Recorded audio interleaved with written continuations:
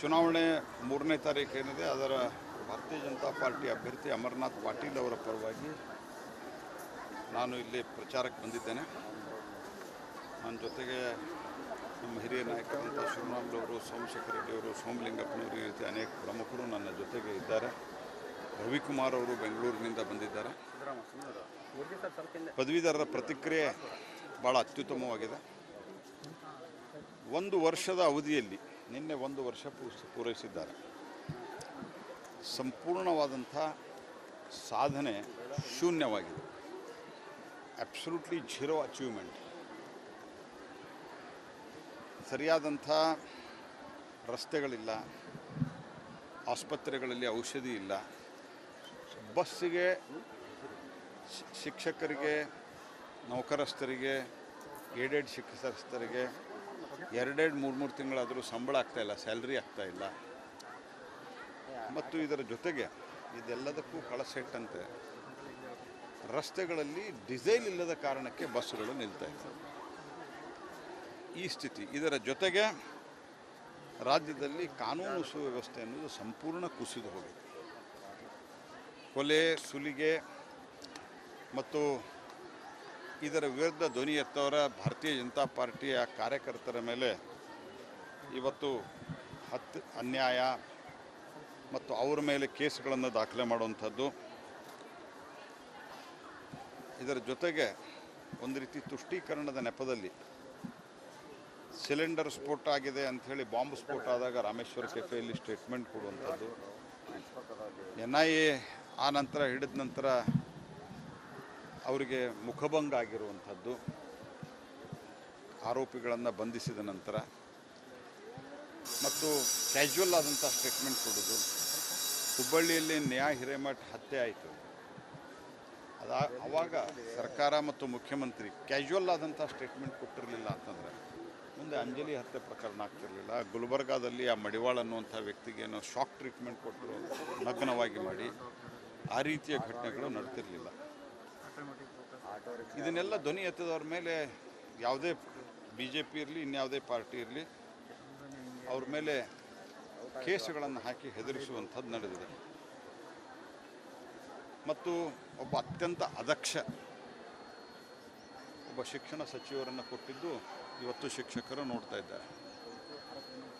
ಕರ್ನಾಟಕದಲ್ಲಿ ಇದ್ದು ನನಗೆ ಕನ್ನಡ ಬರುವುದಿಲ್ಲ ಮತ್ತು ಮೋದಿಯವರಿಗೆ ಕನ್ನಡ ಬರ್ತದ ಅನ್ನುವಂಥ ಒಂದು ಅಹಂಕಾರದ, ಅಜ್ಞಾನದ, ಮೂರ್ಖತನದ ಮಾತುಗಳನ್ನಾಡುವಂಥ ಶಿಕ್ಷಣ ಮಂತ್ರಿ ಮತ್ತು CETಯಲ್ಲಿ 50 ಮಾರ್ಕ್ಸ್ಗಳನ್ನು ಔಟ್ ಆಫ್ ಸಿಲೆಬಸ್ ಕೊಟ್ಟು ಯಾರನ್ನೂ ಜವಾಬ್ದಾರಿ ಮಾಡದೇ ಇರುವಂಥದ್ದು. ಇಡೀ ರಾಜ್ಯದಲ್ಲಿ ಕಳೆದ 1 ವರ್ಷದಿಂದ 1 ಕಿಲೋಮೀಟರ್ ಹೊಸ ರಸ್ತೆ ಮಾಡದೇ ಇರುವಂಥದ್ದು. ಇವೆಲ್ಲವೂ ಏನಾಗಿದೆ ಅಂತಂದರೆ ಸರ್ಕಾರ ದಿವಾಳಿ ಎದ್ದಿದೆ, ಭ್ರಷ್ಟಾಚಾರ ತಾಂಡವವಾಡ್ತಾ ಇದೆ. ಇದು ಸ್ಪಷ್ಟ ಆಗ್ತಾ ಇದೆ. ಇಡೀ ದೇಶಕ್ಕೆ, ಇಡೀ ದೇಶದ ಅನೇಕ ಭಾಗಗಳಲ್ಲಿ ಏನು ಚುನಾವಣೆ, ಇಡೀ ದೇಶದಲ್ಲಿ ಚುನಾವಣೆ ನಡೀತಾ ಇತ್ತು. ಆ ಚುನಾವಣೆಗೆ ಕರ್ನಾಟಕ ಸರ್ಕಾರ ATM ಆಗೋದು ಬಿಟ್ಟರೆ ಕಾಂಗ್ರೆಸ್ ಪಾರ್ಟಿಗೆ, ಕಾಂಗ್ರೆಸ್ ಹೈಕಮಾಂಡ್ಗೆ, ಸೆಂಟ್ರಲ್ ಪಾರ್ಟಿಗೆ ಯಾವುದೇ ರೀತಿಯಾದಂಥ ಒಳ್ಳೆಯ ಕೆಲಸಗಳನ್ನು ಇವರು ಮಾಡಿಲ್ಲ. They are only ATM to the entire Congress high command for the election. ಆ ಭ್ರಷ್ಟಾಚಾರವನ್ನು ಬಿಟ್ಟರೆ ಏನೂ ಮಾಡಿಲ್ಲ. ಸರ್ಕಾರ ಲೋಕಸಭೆ ಆದ ನಂತರ ಸರ್ಕಾರ ಪತನ ಆಗ್ತಿದೆ ಅನ್ನೋದು ತಮ್ಮ ನಾಯಕರ ಹೇಳಿಕೆ, CM ಬದಲಾವಣೆ ಆಗ್ತಾರೆ, ಸರ್ಕಾರ ಪತನ ಆಗುತ್ತೆ ಅನ್ನುವಂಥದ್ದು ಸಾಕಷ್ಟು ನಾಯಕರು ಹೇಳಿಕೆ ಕೊಡ್ತಾರೆ. ನಾನು ಭಾರತ ಸರ್ಕಾರದ ಒಬ್ಬ ಮಂತ್ರಿಯಾಗಿ ನಾನು ಹೇಳೋದು, ನಮ್ಮ ಅಪೇಕ್ಷೆ ಇರೋದು ಏನಾಗುತ್ತೆ ಅಂತ ನನಗೆ ಗೊತ್ತಿಲ್ಲ. ನಮ್ಮ ಆಸೆ ಮತ್ತು ಅಪೇಕ್ಷೆ ಇರೋದು 2023ರಲ್ಲಿ ಜನ ಅವರಿಗೆ 5 ವರ್ಷದ ಮ್ಯಾಂಡೇಟನ್ನು ಕೊಟ್ಟಿದ್ದಾರೆ. ಜನಾದೇಶ ಅವರಿಗೆ 5 ವರ್ಷದ ಮ್ಯಾಂಡೇಟ್ ಕೊಟ್ಟಿದ್ದಾರೆ. ಆ ಸರ್ಕಾರ ನಡಿಬೇಕು. ಆದರೆ ಈ ರೀತಿ ಒಂದು ತಗಲಕ್ ದರ್ಬಾರದ ರೀತಿಯಲ್ಲಿ ನಡಿಬಾರದು. ಆದರೆ ಅವರ ಆಂತರಿಕವಾದಂಥ ಒಂದು ಭಿನ್ನಮತದಿಂದ ಅವ್ರು ಬಿದ್ದರೆ ಅದಕ್ಕೆ ನಾವು ಜವಾಬ್ದಾರಿ. ಏಕನಾಥ್ ಶಿಂದೆ ಅವರು ಯಾವ ಹಿನ್ನೆಲೆ? ಏಕನಾಥ್ ಶಿಂದೆ ಅವರಿಗೆ ನನಗೆ ಈಗ ಒಂದು 15-20 ದಿವಸದಿಂದ ಕೃಷ್ಣಾ ನದಿಯ, ಕೊಯ್ನಾ ನದಿಯ ನೀರನ್ನು ಬಿಡಬೇಕು, ಕೃಷ್ಣಾ ನದಿಗೆ ನೀರನ್ನು ಹರಿಸ್ಬೇಕು ಅನ್ನುವಂಥದ್ದು ಮಾತುಕತೆ ಆಗಿದ್ದು ಬಿಟ್ಟರೆ, ಮತ್ತು ಮತ್ತು ದೇವೇಂದ್ರ ಫಡ್ನವೀಸ್ ಅವರಿಗೆ ಬೇರೆ ಯಾವ ವಿಷಯದಲ್ಲೂ ಮಾತುಕತೆ ಆಗಿಲ್ಲ. ಅವರು ಯಾವ ಆಧಾರದ ಮೇಲೆ ಏನು ಹೇಳಿದ್ದಾರೆ ಅಂತ ನನಗೆ ಗೊತ್ತಿಲ್ಲ. ಆದರೆ ನಾನು ಭಾರತ ಸರ್ಕಾರದ ಮಂತ್ರಿಯಾಗಿ ನಾನು ಒಂದು ಮಾತು ಹೇಳ್ತಾ ಇದ್ದೀನಿ, ಜನ ಅವರಿಗೆ 5 ವರ್ಷದ ಮ್ಯಾಂಡೇಟ್ ಕೊಟ್ಟಿದ್ದಾರೆ, ಅವರು ಸರಿಯಾಗಿ ನಡೆಸಬೇಕು.